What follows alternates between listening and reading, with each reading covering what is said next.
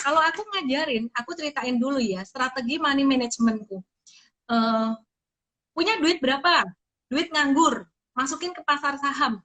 Oke, sekarang tahun 2020 lagi bagus-bagusnya buat investasi, dibagi. Sebagian investasi, sebagian trading. Nah, kalau udah pinter tradingnya, boleh 50-50. Kalau belum jago tradingnya, boleh 70-30 atau 80-20. Katakan uang 10 juta. 10 juta misalkan nih ya, 8 juta buat investasi, kemudian 2 jutanya buat trading. Pertanyaannya, kalau 8 juta ini buat investasi, kan aku ada kasih pilihan 12 saham. Mungkin teman-teman bisa pilih 5 saham. Nah, satu sahamnya aja, misalnya aku cek untuk saham ICBP. ICBP ini harganya 10 ribuan. Berarti kalau 10 ribu itu buat satu lotnya aja udah 1 juta. Masa kan ini bisa dibagi 4 saham atau 5 saham plus nyicil tiap bulan lagi. Ya, jadi ini pertanyaan yang sangat bagus sekali. Nah, kalau misalkan modalnya terbatas ya, jadi 8 juta untuk investasi, aku kasih contoh aja, jangan pilih saham buat investasinya terlalu banyak. Boleh pilih saham buat investasinya 2 aja. Jadi satu pun sebenarnya juga nggak apa-apa, tapi nanti jadi kepikiran saham yang lain ya. Jadi mau satu mau dua nggak apa-apa. Aku kasih contoh, 8 juta dibagi 2 saham. 2 saham misalkan satu saham ICBP dan satu saham lagi adalah saham dari sektor perbankan. Sektor perbankan apa misalnya? Oh, sekarang yang masih murah itu valuasinya BBNI. BBNI. BBNI atau BRI boleh juga. BRI juga masih lumayan murah meskipun nggak semurah si BBNI ya. Nah, pilih 2 ini antara BNI BRI salah satu dan ICBP gitu ya. Jadi kan 4 juta, 4 juta. Nah, 4 juta dan 4 juta ini kalau ICBP bisa buat beli sekitar 3 sampai 4 kali. Nah, itu boleh buat nyicil tiap bulan, nyicil 4 bulan si ICBP atau ambil aja sekali dan biarin untuk jangka panjang. Nah, jangka panjang ini rentang waktunya kita samain persepsi ya, 5 tahun untuk jangka panjang minimal. Sedangkan kalau untuk saham BBNI ini harganya 5.000 itu berarti sekitar 500.000 satu lotnya. Nah, ini bisa juga nih mau beli sekali atau mau beli nyicil tiap bulan. Untuk 4 bulan itu juga masih bisa dengan modal 8 juta ini buat 2 saham untuk investasi. Nah, sisanya yang 2 juta, 2 juta ini buat trading. Buat trading terus bagi sahamnya gimana dong? Kalau 2 juta buat 10 saham, artinya satu saham itu 200.000. Saham apa yang bisa dibeli 200.000? Contoh, kemarin kita trading, sempat beberapa waktu yang lalu kita trading saham MDKA.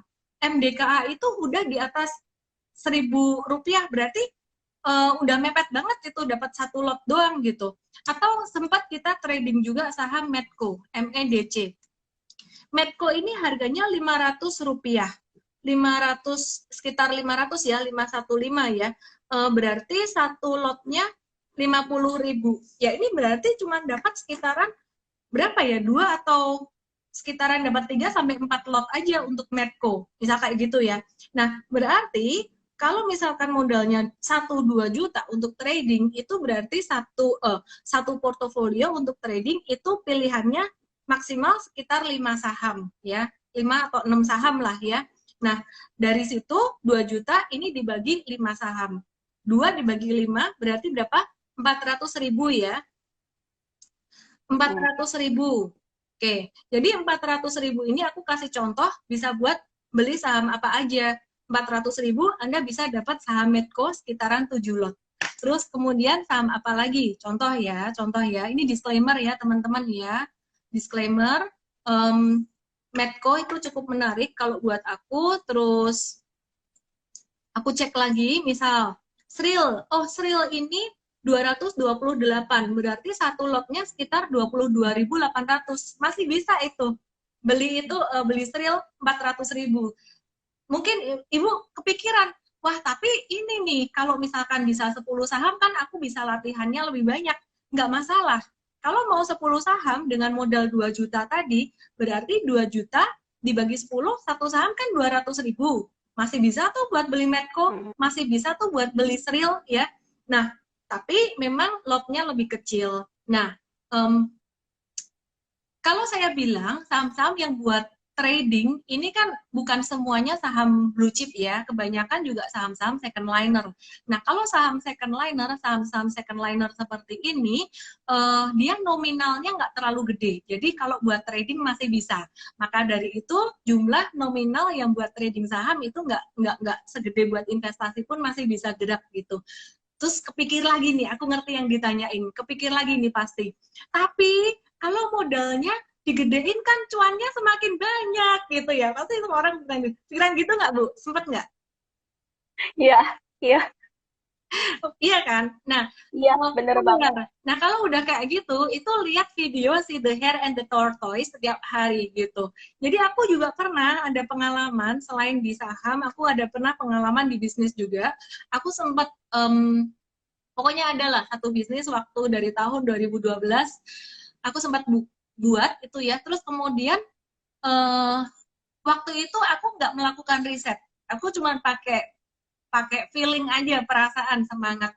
Akhirnya aku rugi lumayan, lumayan.